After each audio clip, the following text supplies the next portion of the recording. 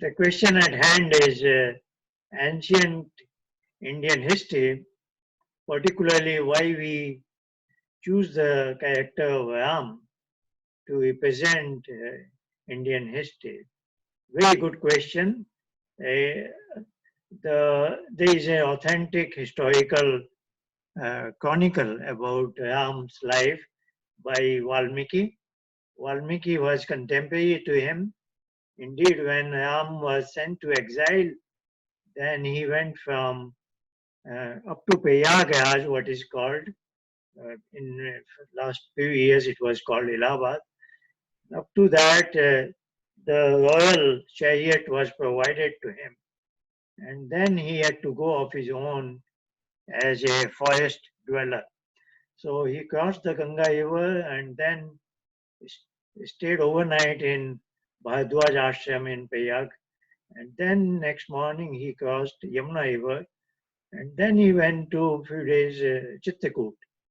And around Chitrakoot was Valmiki's ashram. So in his long journey from Chitrakoot to Panchvati, that's where he finally settled for his lengthy part of bulk of 14-year exile. And I will say 13-year exile. The last year was devoted to when his wife Sita was abducted. So bulk of 13 years was spent in Panchvati. And in the journey from Chitrakoot to Panchvati, he found ashram of Valmiki. The point is, Valmiki was his contemporary, and he has written a book called Valmiki Ramayana. This question is very important. That Indian history, as we discussed last 2 weeks, the rishis, in Vedas, Upanishads, we have. Even I can open Vedas and Upanishads, probably make a list of about, if not 1,000, maybe quite a few hundred rishis. So there must be thousands and thousands of them, and we have such a rich history of, and rishi is very high level of scholar. And just to give you an idea, uh, Brahma to Gemini, that's what Maharishi Dayanand always writes. And that Brahma to Gemini must be, and after Gemini, there is no Rishi as such. And Gemini, I believe, will be about 1,000, at least 1,000 years before Mahabharata. So that would be about 6,000 years from now. So from then on, at least we, out of our love and regard for Swami Dayanand, we call him as Rishi Dayanand or Maharishi Dayanand. And I personally do feel that he is in the Rishi category. So Rishi has had put his foot on the earth after a gap of 6,000 years. After Gemini, it is Dayanand. So that gives you an idea that Rishi is a person of very high order. He's not like man of the year or man of the century. He is one in 6,000 years. When will the next come? We have no idea. So that sort of rishis, we had a tradition in thousands before then. If you pick up any faculty of book, say Vedang and Vyakaran, for example, there will be a number of names. Nayukta, not only Yask, there is a long tradition. So, it is in thousands. Now the question arises, when it comes to uh, for Valmiki, what was in his mind, that rather than writing the account life history of so many rishis, and he is also one of them, why did he choose a character Ram, who is not a great scholar, who is not a rishi, who is a, of course, I'm not trying to say he's an ordinary person. He's really an extraordinary person, but he's not in the rishi category. He is from a royal family. And why did he choose that person to dedicate his book on? So that's where I like to suggest, and this is where I have noticed, even in I Smash, I have heard many times from I see much podium somebody saying we should produce people like Dayanand, Ram, Krishna, etc., etc. When somebody puts Ram, Krishna, and Dayanand in one category, I smell something is going wrong, because these are two different class of people. Rishi is a different class, and a, a noble person, historically somebody who can be our role model for the masses. He is a different class of person. What I'm saying is the role model for the masses cannot be a rishi. You cannot give if there's a gathering of 5,000 people, you cannot say that all of you can become like Patanjali, Kapil and Kanad, etc., etc. If you work hard, if you are intelligent, if you do this and that, that is not going to happen. And that means that you don't have an idea what Patanjali, Kapil or Kanad were. The masses cannot become like that. But to a large gathering of people, you can certainly say that all of you can have Ram as the role model.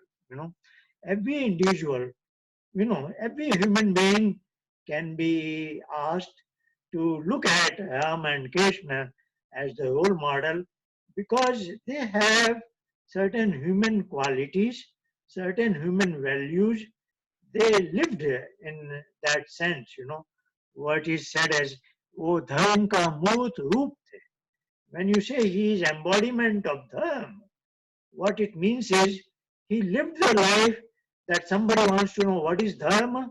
Okay, you read a Valmiki Ramayana, and whatever Ram did as a husband, as a son to his father, as a son to his mother, as a older brother to his younger brother Bharat and Lakshman, and even to his friend, say Hanuman uh, or Sugriv or Vibhishan, etc.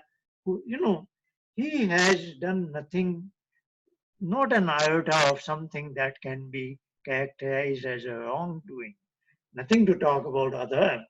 So he has maintained a benchmark, or he has set a benchmark of dharma. So that every human being can aspire to. Every human being can refer to this life story and gain inspiration and say, yes, it makes me feel something. It gives me direction. It inspires me, because everybody in the world is a common man or common woman as a human being, and he has much to gain from the life story of Ram. What I'm trying to say is, don't look at as Ram is greater than Patanjali or Patanjali is greater than Ram. No, no, these are two different things. One is Rishi and one is a role model person. Like in modern sense, I will say Einstein is Einstein and Abraham Lincoln is Abraham Lincoln.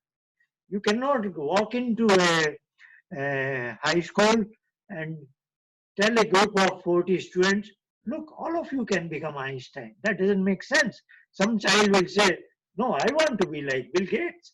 I want to be like a basketball player. I want to be TV anchor. Then where does Einstein fit into? But when you say all of you can see Abraham Lincoln as your role model, nobody will object to it, because there are a number of human qualities that Abraham Lincoln has, and all the children, every one of them, can feel that yes, I can gain this particular value, this particular quality. So look at Patanjali, Kapil, Kanad as on the side of Einstein. There is a lot of static here, Acharya-ji. Lot of static in the sound. Excuse me? Lot of static in the sound. Static. There must be some problem. Yeah, it's not, No, that's why I have changed my location, hoping that. Yeah, that I don't know. That didn't. If it didn't work out, I will not upload this recording. But let's do it as our conversation. Are you able to hear me, or It just Yeah, doesn't. we can hear you, but a lot of static coming. So disturbance, lot of disturbance. Uh, It's a quiet area. So I am no, sure the yeah. interference is, It's a connection problem. yeah, it's an electronic one. And Yes. so many weeks, the internet at my home was doing very good job. And Hmm. this whole summer camp, I survived on that. But today, this just the previous meeting, I was Yeah. sensing something abnormal. That's why I rushed here. And let's see, this is a quiet area, but can I check my No, microphone? it's yeah, I don't know. yeah. I Could be there something. let me open my. It's better now. Okay, I haven't done anything as such. Maybe No, well, no, didn't have. I'm Yeah. quiet. That's why. When you're quiet, then it's better.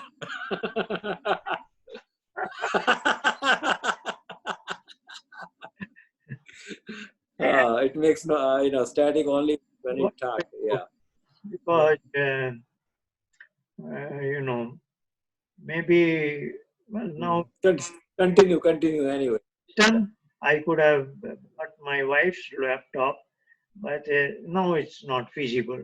So if Yeah. you think we are at least able to communicate, then we Yeah, can yeah. on, Yeah. or then we can put it off otherwise. No, well, we can hear you. That's fine. Okay. Okay. So of course I put it on recording mode, but then I will hear the recording. If it is okay, then we upload it. Otherwise, we don't upload it. Sometimes we discuss, like last week, you remember, there were two questions. One was about Hindu Dharma becoming religion and law of karma, and the other one was what I just mentioned, overview of darshan. After that, we were more in conversation mode. So that third part, conversation mode, I have not uploaded, Yeah, sure. because we know each other. So sometimes Right. we speak certain things. I may even use certain names, but then Yeah. it's not good. Right. So that is our approach. Sometimes formal, sometimes. So uploading has to be done very carefully when we want to publish it for the public. That's what Right. publishing means. So let's see. I think I have covered this question more or less.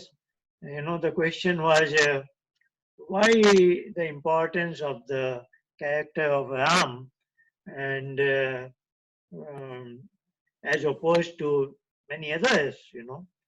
There was another question inbuilt, like that refers to our timeline, etc., which we have covered in last about 2 weeks ago. So I think that is a good way to get going. Is there any other question or remarks or something? हाँ जी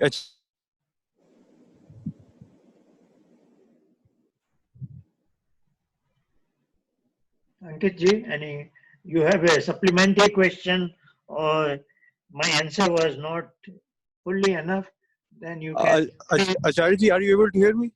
Yes, I am. Yeah, so I was saying, so just following up on this question, do we know if Hanuman and Ravan really existed, or these are just made up? Oh, yeah, yeah. That's a very good question. That has become the hallmark of peasant Hinduism. They they have distorted things to the extent in their, additional, you go sometimes out of your way, get excited and do certain things.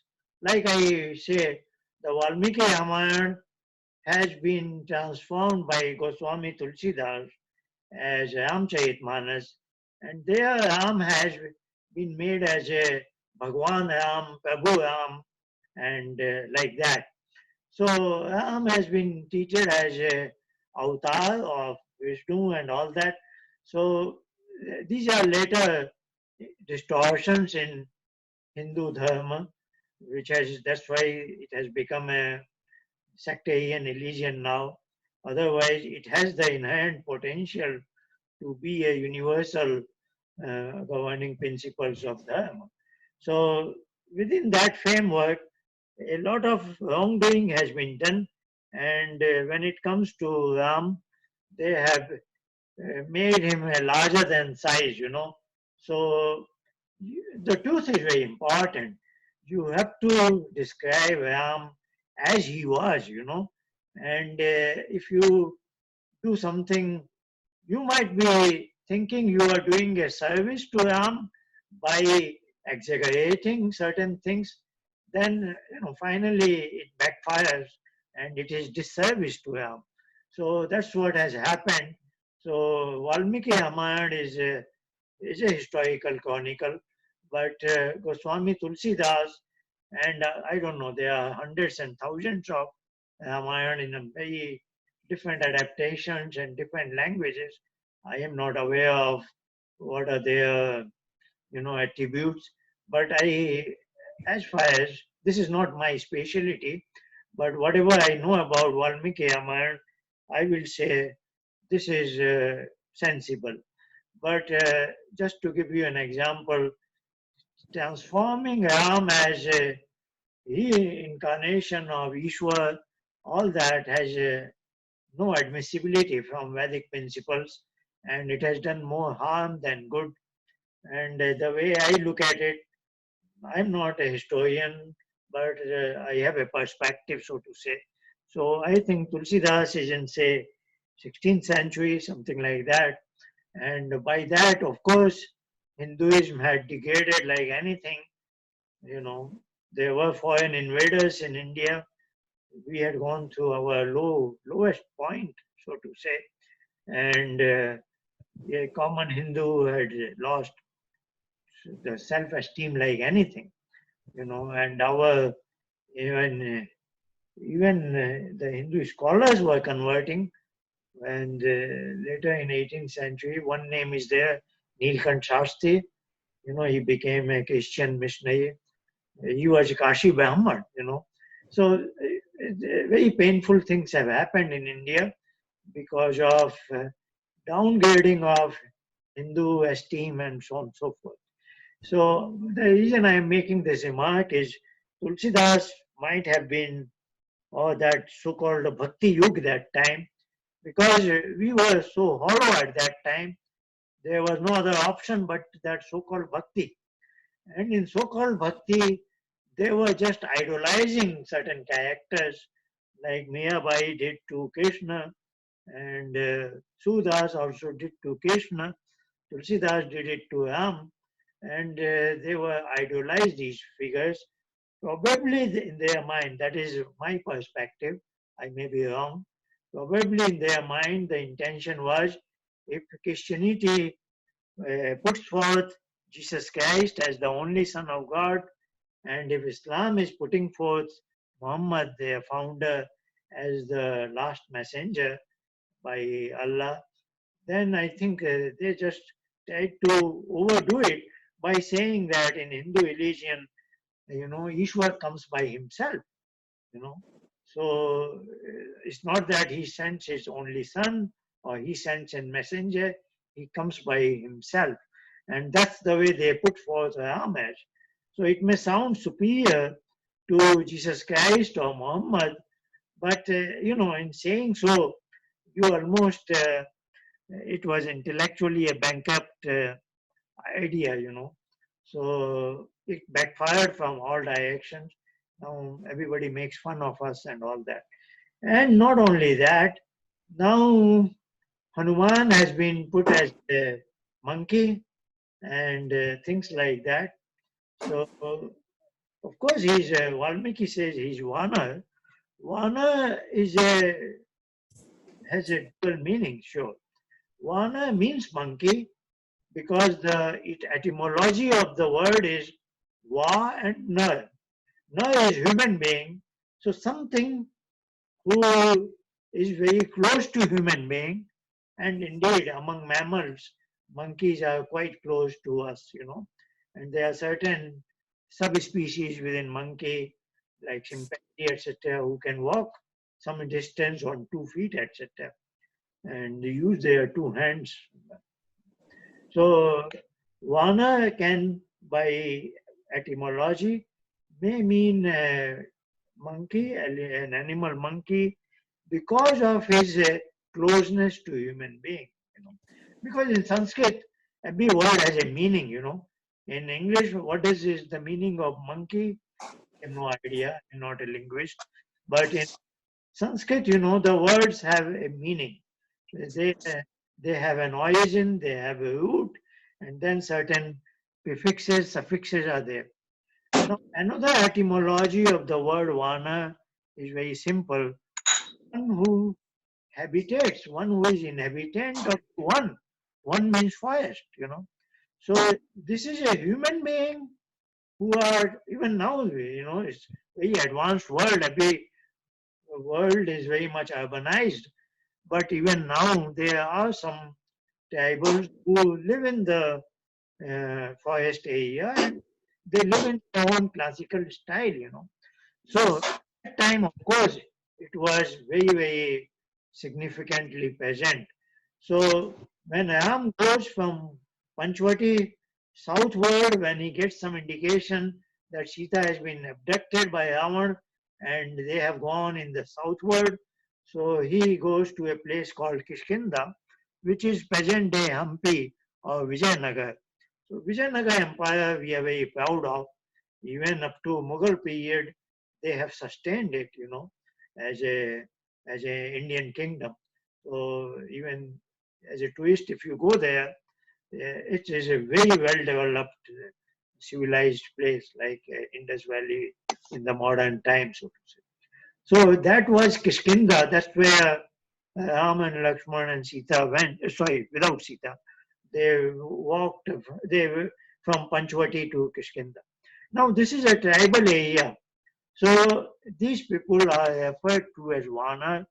Not the etymology is not the Vana meaning Va plus Na. Va plus Na is like monkey, but one who is inhabitant of one, that is a different etymology. So for people who go from civil area like from Ayodhya or where Valmiki resides, they will say these are tribal people. They live in forest dwellers, and that's why they call them as Vana. And they exhibit certain characteristics also because, like say, black people in officially called as African Americans here, they are they were they originated from Africa, say 200 years ago or something like that. But because of their racial characteristics, certain background, they are good in, say, athlete, they are good in basketball, they jump very well, and they have certain characteristics. And those characteristics are to that extent not seen in white Caucasian people who came from Europe, is it not? So just because the African Americans, not the present ones, but their ancestors, when they came from Africa, they brought certain characteristics which are still visible. So that way the Warner in Kishkinda at that time may be running very fast. They can jump from one tree to another, things like that, because that's what their daily ritualistic life was probably. So Hanuman, you will be surprised when I was teaching this to children, and I borrow some images just to make slides interesting for the children. I wanted a picture of Hanuman uh, looking like a human being, and I was not successful. All the Hanumans appearing in Google images were a monkey with a tail. So that's what, Hindu society has to think, because Hanuman is talking to Ram, and then Ram is saying to Lakshman, he is knowledgeable, he has studied Vedas.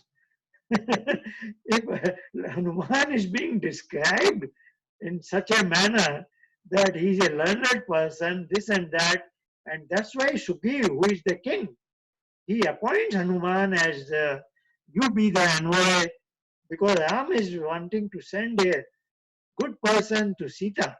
So he gives his ring to him. Okay, when you meet Sita, sure, Sita will ask you what is your identity. Are you authentic person? Then you show her this ring of mine, and that will be like your ID card. So Hanuman, they are so much of in conversation and all that. And if you make him a monkey, then nobody can save you. So, Hindu society has to they have to come out of their comfort zone, so to say, which is becoming uncomfortable because our children will ask very good questions, and you just cannot say it is in this book, so has to be like that. So, you have to have correct answer. So Valmiki Ramayana, if you have to interpret it properly, and I am reading it for first time in my life, and it makes sense to me, that those, if you go by Goswami Tulsidas, and if you don't use your mind properly, then you have a problem. So we have to be very careful. That's the role of I Samaj. I Samaj has to guide. I Samaj is treated as Hindu society's R&D department, research and development, as well as defense department of Hindu, because any outside attack on Hinduism, usually I Samaj, comes forward and saves it. But the Hindu community also has to wonder, how long can they pursue certain distorted ideas? They have to get away. Otherwise, their own children will be uncomfortable. And we are seeing partly. So it takes time, but it has to happen.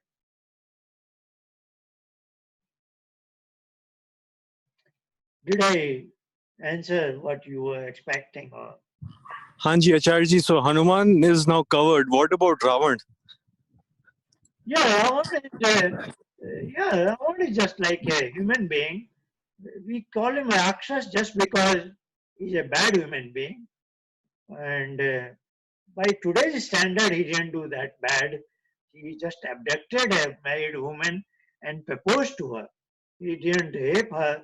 He didn't forcibly brought Sita to his palace.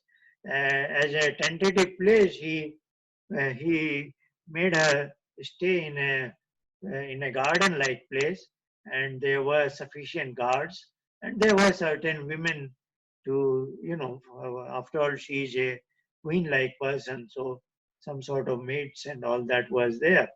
And he would come occasionally trying to convince that, you go to your husband, he is in a forest area, where if you marry me, you will be in palace. So he's a human being, but Rakshas means, after all, his conduct is not very good, not positive, because he abducted a married woman, separated her from her husband, and he was himself a married man. His wife is Mandodari. So, of course, in modern days, people have done much worse than all this, but by that account, he didn't do that bad. But that's what we say. That was our glorious period. So by that standards prevailing in that period, that is towards the end of Treta Yuga, and in between is Dwapar. So we are in Kali Yuga, 5,000 some years after the onset of Kali Yuga. So that's why the timing of Ramayana is very clear.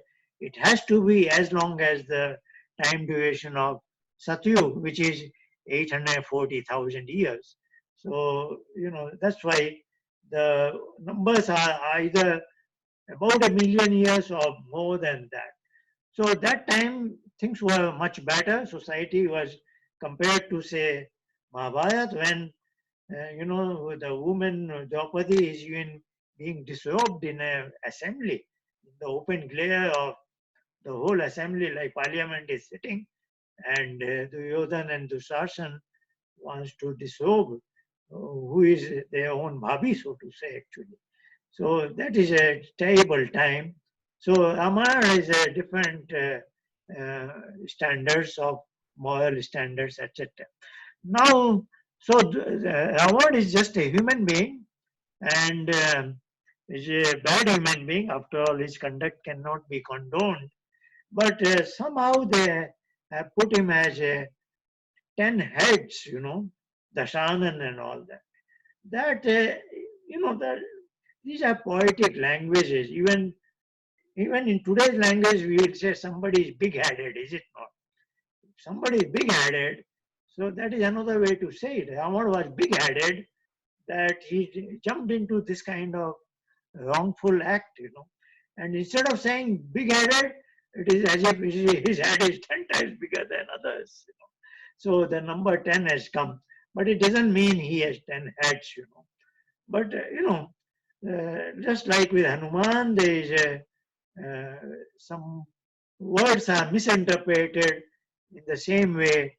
Ravana has been misinterpreted as 10 heads, so that it looks very unusual. These are not these are all human beings. Seemingly, everybody looks same like us, but by conduct, they are good or bad, and that has always been the case. But at that time, the bad people were in much smaller proportions, and things were comparatively much better, you know, because say, who will go to a deep forest with his wife? How can you protect your wife and younger brother? But they did it. For 13 years, they lived in a forest in a hut. Can at least in today's India, a young woman, beautiful woman, she was one of the most beautiful women of her time, Sita. And can you live in a forest and protect her? That, of course, they also failed at one point due to Ravana, but otherwise they were able to live, without much of problem. So that was a good time, and Ravana is of course bad character, but not so bad from present standards. And the term big-headed or 10-headed has been misinterpreted as if he was, Rakshas word somehow everybody thinks in a different way. If you see children comics, no, Rakshas, they are always, the artist makes him as if he has two horns and this big uh, tongue coming out and whatnot. It looks very different. But as you know it, bad people also look very similar to us. And indeed, there are con men who looks very civil, but finally he is a con man, is it not? So there are all kinds of categories.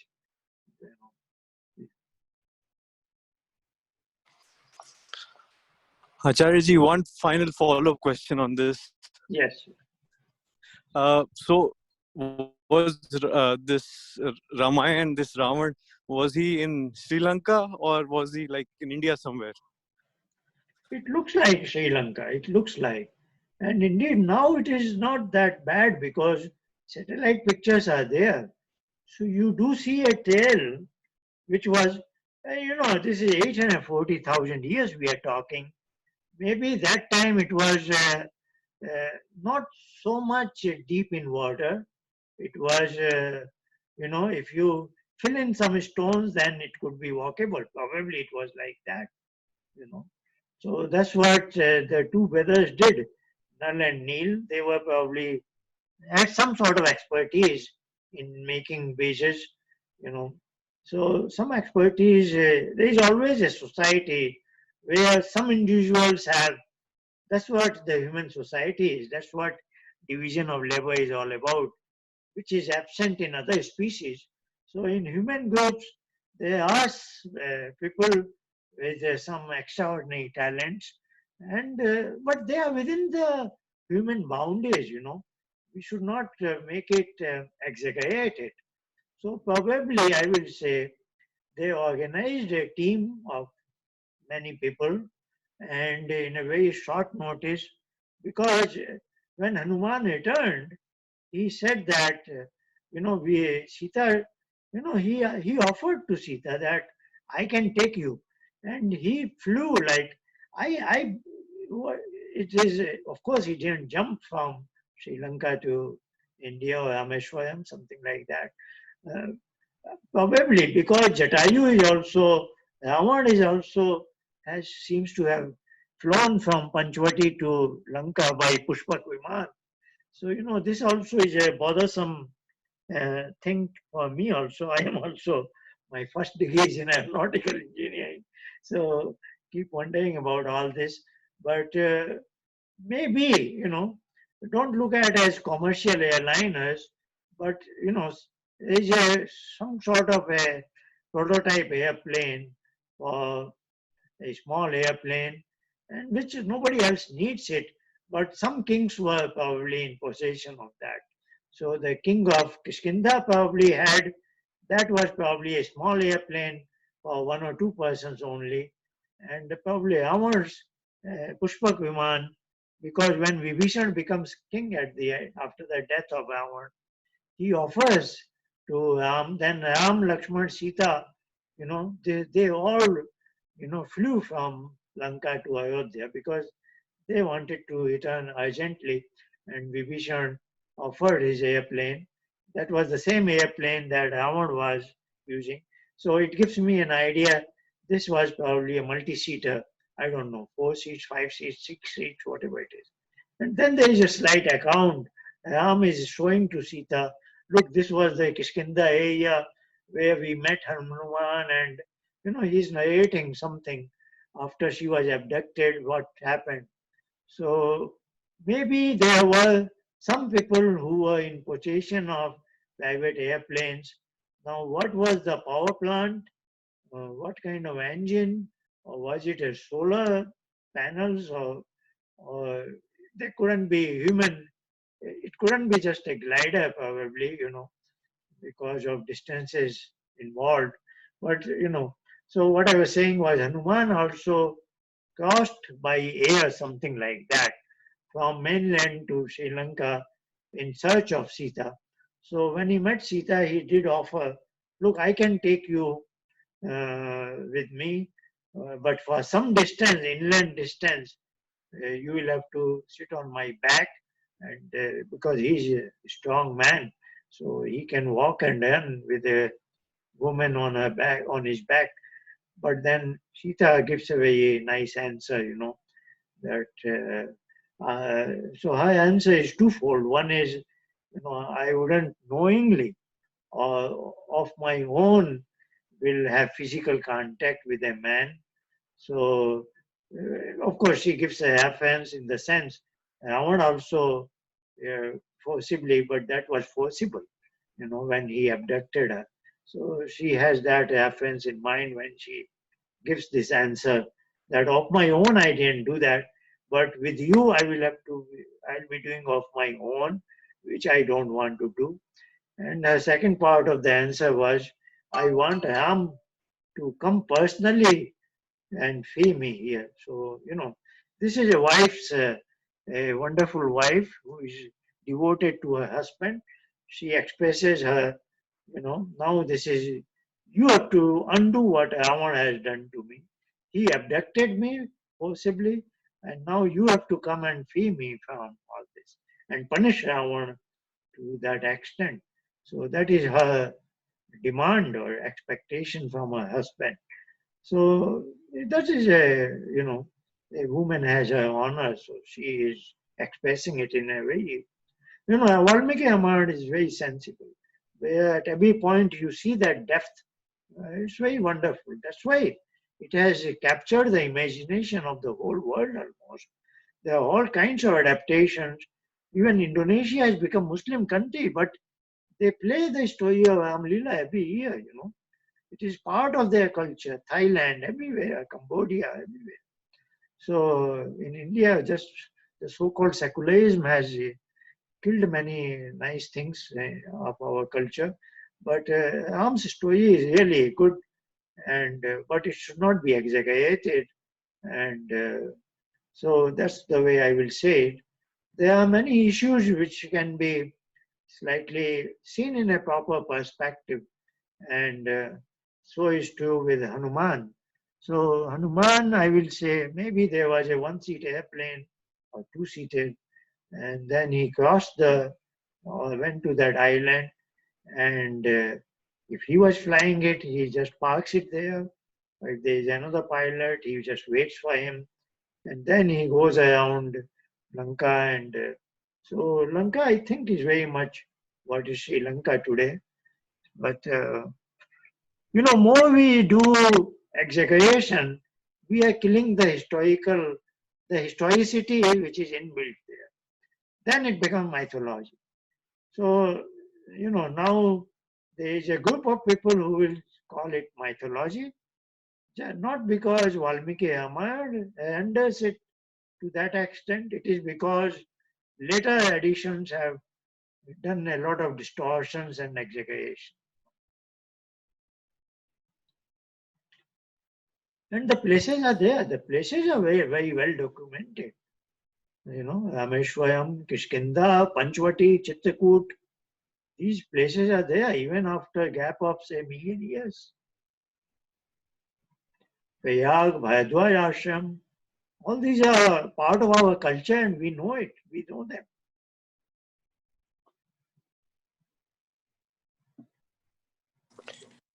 So Acharya-ji, did Valmiki We have some idea. follow Ram? Did Valmiki follow Ram? No, I will say one thing. When on way of Chitrakoot to Panchvati, they have stayed there. So they must have had some interaction. And also, of course, Ram is a royal king and crown prince, etc. So a lot of it, like we know a lot about Persian Trump, So a lot must be known to him. And then there is another source. There is a person, that's how the Ramayana begins. There is a person named Narad. Narad is there are some people who are widely traveled. So he travels around very much. So the Ramayana begins with a dialogue between Valmiki and Narad. Valmiki, it could be a fictional dialogue, maybe it is, I don't know. Valmiki is just trying to justify why he is choosing Ram as the character of his book, the hero, so to say. So he starts with a conversation with Narad, and it could be, imaginary, or it could be real, whatever it is. Then he is posing a question, tell me a human being who has these attributes, this. So that goes on for 15, 20 verses, So that implicitly is telling the reader that Ram has all these qualities. So this is a poetic way to start the story. But on the other hand, there can be a historicity associated with it, that he is consulting with Narad, and Narad probably is more aware of the story about Ram, and then he shares. So Valmiki must have done like say today I have to write a book on Narendra Modi. I will do some research, is it not? So Valmiki must have done some research, not just confining to a consultation with Narad, but whatever was possible in that time, So like a writer, you do a lot of background research before you start writing a book of this nature, which is central to a figure, namely Ram. So that sort of, I think we have to allow this, that Valmiki must have done the research. The point is he was contemporary, so he had the means, he had the opportunity, and as the practice is, the author doesn't highlight himself. He's not talking about, like we see, even Patanjali's book, the author's name is also missing, So they don't write. Like today I was talking, so even Dayanand's date of birth is not known, though he's just 150 years ago. So we know when he died because by that time he was a well-known figure. And then we can trace back 10, 15 years because he was well-known and we know. But prior to that, he didn't say anything. So these kind of people have a very different way. Today you see a book, the title of the book is smaller font size and author size is much larger. So, and there are a lot of pages and preface and this and that where author will write how the things, came in his mind, etc., etc. But that is not the practice in ancient time where they keep themselves always in background. So how Valmiki did the research, all this, he didn't probably feel the need to. But the way he is starting it, it gives an idea he has the authority over it. He is not talking on based of hearsays. He is, he has his own source of information and he is relying on them. Certain details are there. Otherwise, why would he give these details? Like Sita is wearing this kind of clothes, but then when she wants to go to forest, she changes over and all that. And then when Sumant returned after that Ganga back to, he meets Dasharatha, this and this dialogue and all that. I will, those conversation, he must have got that information. Otherwise, of course it is poetic. So, but he highlights, even in any conversation, he highlights what are the human virtue part. Like when Vasishtha is talking about Ram to Bharat, look, if Ram would be the king, this was all. So that becomes a lesson on political science, that this is how one has to govern his kingdom. So Vasishtha is just describing that how Ram would be the better king than Bharat, etc. But Valmiki is using the opportunity to give us a glimpse of Vedic concept of Rajdharma, so to say. So this is a different style. But I won't say that he has cooked up all this. There is no reason, why should he cook up? Fiction is not a genre in India. Fiction is a European thing. The novels and stories and fiction is very recent. Otherwise, in India, it was always, this was called as Ityas, and Puran also meant, Puran means what long ago has happened. And the word Ityas means, literally it means Itihas, this has happened. So there is a very different kind of emphasis. And at most, I will say with Hitopadesh and Panchatantra, where the animation came into picture, Vishnu Gupta stories, that can be treated as first kind of fiction. But here also the idea was to what is called animation now, build up the animals as characters and build up a story to educate somebody. So Vishnu Gupta was in a very difficult situation where the two sons of the king were just, adamant not to study at all. So he had a difficult task to educate them in political system, how to govern the kingdom through stories. So he builds up a story about how things, different animals function and so on and so forth. That probably would be the first fiction in Indian literature. Otherwise, Indian literature is always either philosophical, it is a realistic based. But when we have declined, then all kinds of pollution, all kinds of distortions have happened. That is not, that is true. That has happened. Very good. I think, thank you very much. You made use of